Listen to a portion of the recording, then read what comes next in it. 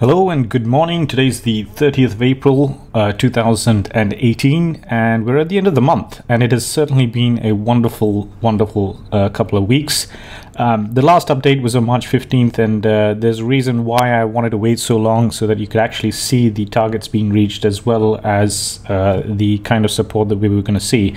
Now this is BTCUSD. As you can see here, we were talking roughly around about this range, and we said, look, I was looking for a double bottom, and that's basically what I got. So this is a support level which was identified in December of 2017, and my thought process was, look, if it can touch this far, it can retest it again before going up as well. Now sometimes you may even get a triple bottom, which means it could test again before going up. But having said all that, I had two price targets in place. The first one was around about here, which is 9,174, and the next one is about 11,645. Whether we will reach this or not may take another couple of months. We don't know. We could see another test, could go up. Anything could happen in these markets. Now the important thing is to understand that these are very speculative instruments. They take time. People are just discovering the price. It's going to continue, in my opinion, to continue to go up, even though some people say that hey, it's not going to happen. But that's my opinion, and for what it's worth, I've invested my own money, so if I'm wrong, I'm wrong. I lose my money. If I'm right, I'll be happy and laughing my way to the bank. So for the time being, on a technical basis, we have target 1 reached, which is perfectly precise. In fact, if you look at the timeline, we just reached it around about the 24th of April, so it's been hovering around. This is a good amount of consolidation that is happening. That these pink dots that you see is actually something good, and I'll just zoom in a bit for you to see that. What this means is that there is a lot of effort going into pushing this above this level. So long as you continue to see these pink dots in that direction, that is below the price, that means that there's a lot of support in those areas, and it's what we call propulsion dots, and it's going to go up higher as well. Again, this is the 21-day moving average, and it's been supported by that ever since. Just like you saw on the reverse side, that it would touch the 21, then go back down, touch it, and then you'd see a spike, and then it was a bit of undecidedness during this time, and then all red all the way to here. So we reached the December support level, perfect almost, and it just went up from there. We reached the first target. The next one is about 11,645. If it blows through this, then we could see something even higher by the end of the year. Who knows? We still got another 6 to 7 months, 8 months left in the year. Let's see what happens, and see how things progress as well. Now, so that's BTCUSD. Let's look at Ethereum.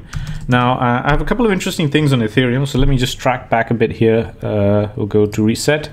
Ethereum saw a massive correction right down to this level. Now, in my previous video, I was looking at this level. It broke through that very clearly, had more downside. The second was this 373 level, broke through that, but it was just about here that it started bouncing. And if you remember in my previous video, you saw that I had this blue line drawn. Okay, that was the previous support in 2016 onwards. So it touched that level and then has started moving its way up as well. So this is a great amount of recovery. I recently came across an interesting article on Cointelegraph. Consulting firm predicts Ethereum could reach 2,500 by the end of 2018.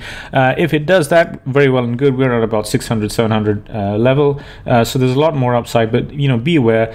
This thing can continue to be volatile. I would have liked to see a perfect double bottom. That didn't happen. It actually broke through that level and has gone back up. If it comes back, retest this and goes up even further, that would be really good indication as well.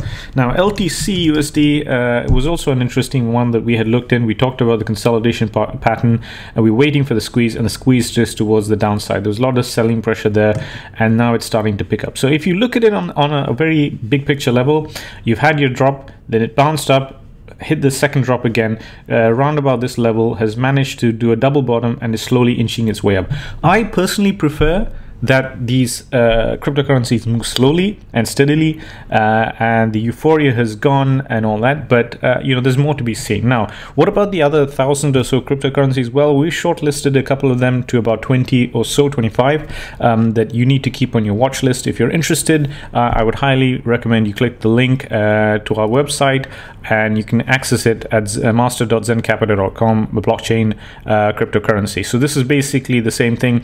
Inside this, I give you all these details, and I also give you the cryptocurrencies that I am using and which ones I prefer to hold on to for the long time as well. So you have a couple of options right now. I've introduced a monthly membership for those who wish to try that out, and also a single payment as well. I'll give you a discount coupon if you're accessing this right now, and hope to see you on the inside as well.